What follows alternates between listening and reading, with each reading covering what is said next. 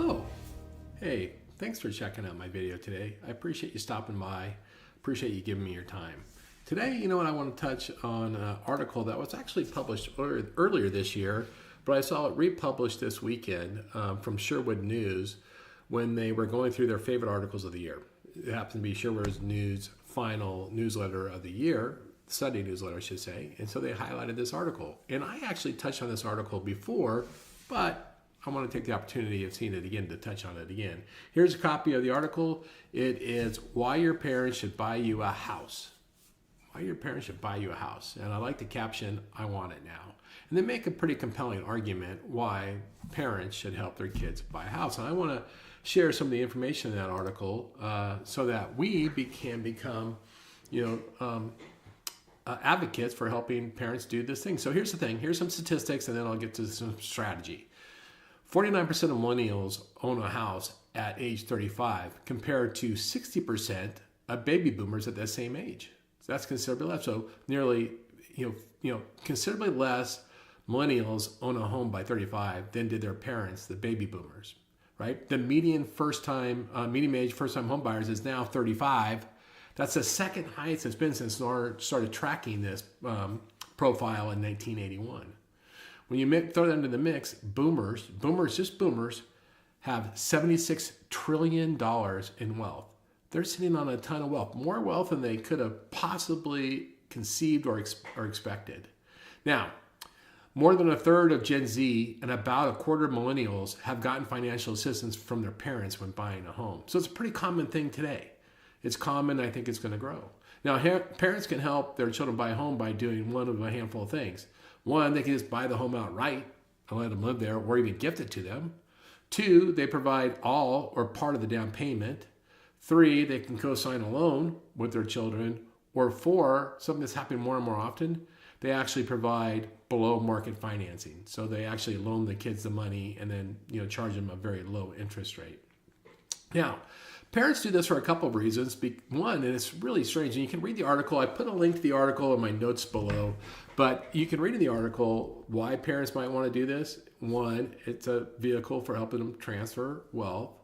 Two, it gets their children on the road to creating wealth. But here's what's really interesting. Next, a lot of parents do it because it gives them an opportunity to spend time with their kids. The whole shopping process, looking for a home, getting approved for a loan, selecting a real estate agent, all that stuff gets them quality time with their children. And for them, that's worth gold. It's worth gold. So many of the parents interviewed in the article said, this was such a great thing because we spent so much time with our children. And we got to see how our children kind of mature in their decision making and their logic, and we were able to share our wisdom with them, what they were receptive to. And it was just really a good experience all around. Another reason why parents may want to help their children buy a home, because many parents are helping their children buy a home close to them. That's right, they're helping them buy a home close to them. And how it goes is, what usually is a trigger is when their children start having children. So once their children start having children, so that now the parents are grandparents, both parties are now motivated to live closer to one another. The grandparents are motivated to live closer to their kids because they want to see the grandkids.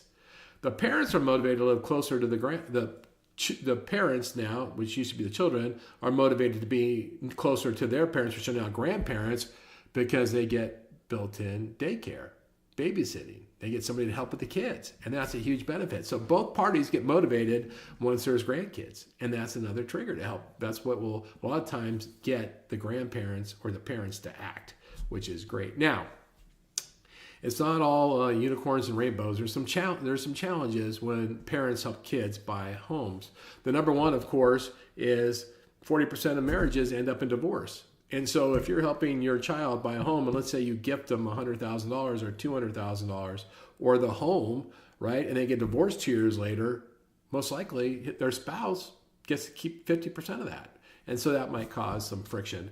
Another thing, and this is really interesting, and I'm not an expert in this, but there's if the parents get sick and want to use Medicaid for elder support, There's some for elder care. There's some considerations there because there's a 5-year rule that if you can't, essentially, if you gift away money, then whoever you gift it to can be responsible for helping pay part of Medicaid.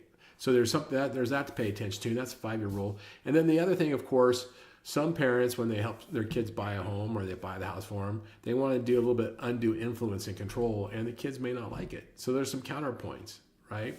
Now, all that being said, we know that buying a house is a road to wealth in America, and that most parents want to help their kids grow wealth, and yet they're not able to do that by buying a home with affordability issues today, trying to compete against all cash offers, all that kind of thing. So parents can really be instrumental in making this happen. The other thing we know, and this is interesting, if you look, if you read the book Die with Zero, I think in the book they say that on average people inherit money from their parents in their 60s, and by that time it doesn't have as much value as it would have had in their 30s. So helping your kids buy a home in their 30s can mean all the difference in the world for them. Being in the right school district, being able to put roof over their kids' heads, but doing it at 60 doesn't quite mean as much. Now, here's my call to action for real estate and mortgage folks. Let's lean into this. There's some generational values that we have to educate on, and I think we have to educate, especially parents on how this can align with the long-term values, how this can be a vehicle to help them transfer wealth, how it can be an opportunity to help their children, on the road to wealth. We have to educate them. So we need to go out there. We need to do home buyer seminars. We need to do some social media campaigns. We need to partner with our affinity partners, real estate, attorneys, CPAs, estate planners, even insurance agents, those people serving these this class of people. Let's help educate them on how real estate can work. Let's partner with them so we get access to their clients, and let's just be a really positive force. We become subject matter experts in this. It could be a niche market, which would be really healthy for our business and be really helping folks out there. So anyway, consider it. Why your parents should help you buy a house now. I want it now. And I want to thank you guys for checking me out. Now, I want to encourage you to check out my social media. You'll see I did a LinkedIn post on this morning. On my LinkedIn post, I provide a healthy summary of the content I'm covering, and of course, links directly to the articles. So check me out there. I appreciate you coming by. Hope you have a great day. Thanks so much. I'll talk to you.